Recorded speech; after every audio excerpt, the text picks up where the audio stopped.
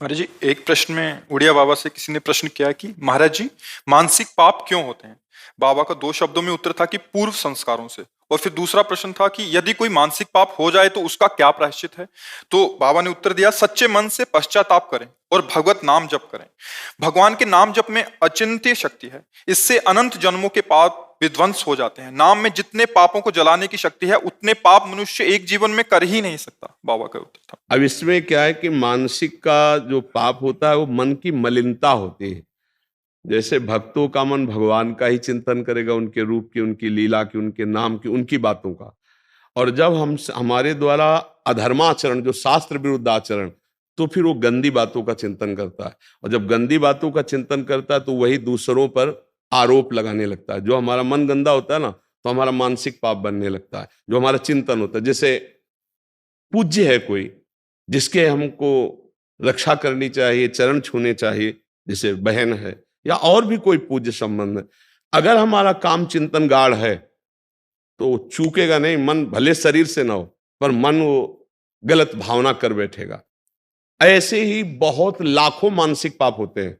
आप देखो ना, जिस मन में भजन नहीं होता वो करता क्या है? राग द्वेष का चिंतन करता है, नाना प्रकार के जो लाखों पाप, तभी मलिनता भरती चली जाती है। पर कलयुग का एक प्रताप है, कलिकर एक पुनीत प्रतापा, मानस पुण्य होए नहीं पापा। अगर मानसिक पाप का दंड मिलता तो हमारी दुर्गति पक्की थी। पर कलयुग में चूंकि मलिन हृदय अधिक होंगे, इसलिए सिद्धांत बना दिया गया कि जब तक शरीर से पाप नहीं होगा तब तक मानसिक पाप का दंड उसे नहीं दिया जाएगा। अगर कहीं मानसिक पाप का दंड होता तो बहुत बड़ा लगता।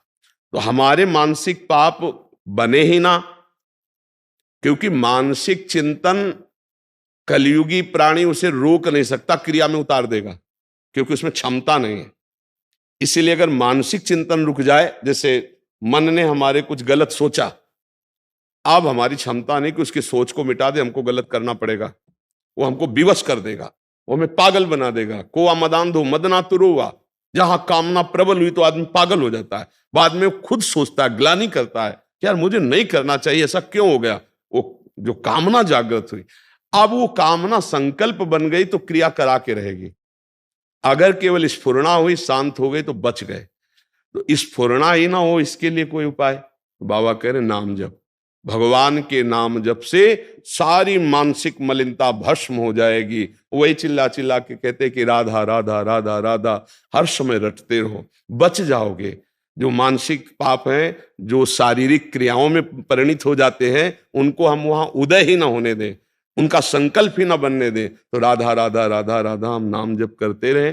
और सच्ची बात, कभी कामनाओं की पूर्ति नहीं होती, कभी नहीं हुई। देखो आप लोग इतनी अवस्था के हो, हर सुख देखे हो गृहस्थी के, क्या मन शांत हो गया, क्या तृप्त हो गया? बस वही चाल उसकी है जो बचपन में थी, वही आज है। देखो ईमानदारी से देखो, अगर रुका है तो भजन से रुका है, दूसरा कोई उपाय नहीं। नहीं तो पूरा जीवन हमारा ऐसे खोखला हो जाएगा, नष्ट हो जाएगा। और ये भोग लें, ये देख लें, ये सूंघ लें, ये छू लें, ये खा लें, इसी में जीवन चला जाता है। चलो, जैसी भी परिस्थितियों पर राधा राधा तो बोलते रहो। नहीं संभाल पा रहे हो, राधा राधा बोलते रहोगे, सब संभल जाएगा।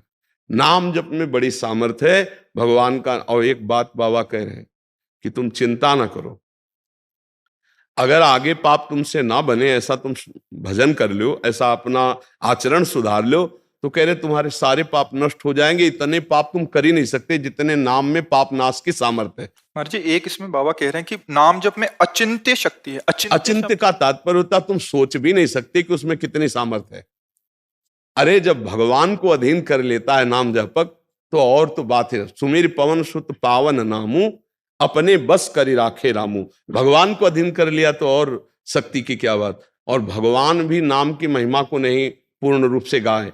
वो कहूं कहां लगी नाम बढ़ाई, और राम न सके नाम गुण गाई। इसलिए अचिंत शक्ति, स्वयं भगवान वर्णन करना चाहे तो वो नाम की महिमा का वर्णन नहीं कर सकते। नाम जापक भगवान अजित को अपने अधीन कर लेता है।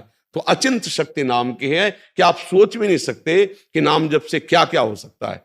इसलिए निरंतर नाम जप का जो अभ्यास है वो अचिंत शक्ति को जागृत करता है।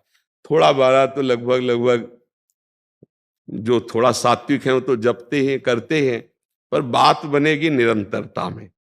कोई श्वास टूटे ना, छूटे ना नाम में। राधा राधा राधा राधा राधा राधा। जब श्वास ऊपर जाए तो राधा, श्वास नीचे आई, श्वास श्वास नाम जपे तो दुविधा रहा है न कोई, अर्थात निश्चित भगवत प्राप्ति हो जाएगी। और ये कलयुग है, इसमें और साधन नहीं होने वाले, पक्का। ये कलिकाल मलायतन मन कर देख विचार, श्री रघुनाथ नाम बिन नाही नान आधार। जो नाम जप नहीं कर रहे हैं तो अन्य कोई साधन इतने प्रबल कलयुग में सिद्ध नहीं हो जाते कि वो भगवत प्राप्ति करा दे। इसलिए नाम जप, जैसे यज्ञ है भगवान की प्राप्ति का उपाय है। बताओ, पहले राक्षस लोग यज्ञ को नष्ट करने के लिए हड्डी या मांस डाल देते थोड़ा, वो भ्रष्ट हो गई यज्ञ। विश्वामित्र जी इसीलिए तो श्री राम जी को साथ की निशाचर, अब आप घी बाजार से खरीदो और उसमें चर्बी मिली हो तो यज्ञ होगी? होगी नहीं। सामग्री कहां से आएगी? यज्ञ सामग्री जौ धान्य आदि जो पवित्र चाहिए, अब केमिकल डाले जाते हैं अनाज प्रकट करने में, वो पवित्र थोड़ी माने जाते हैं। ऐसे केमिकल, ऐसी खादें हैं जिनका रस जाता है उसमें, वो अपवित्र हैं। इसीलिए बड़े बड़े रोगों की बाहुल्यता देखो हो रही। कैंसर तो पहले सुना ही नहीं, कभी कोई ऐसे करोड़ों में किसी एक को पहले, अब तो बुखार की तरह है। जैसे बुखार नहीं, उनको आया फिर उनको आया, ऐसे कैंसर बढ़ रहा है क्योंकि अन्न दूषित हो रहा है।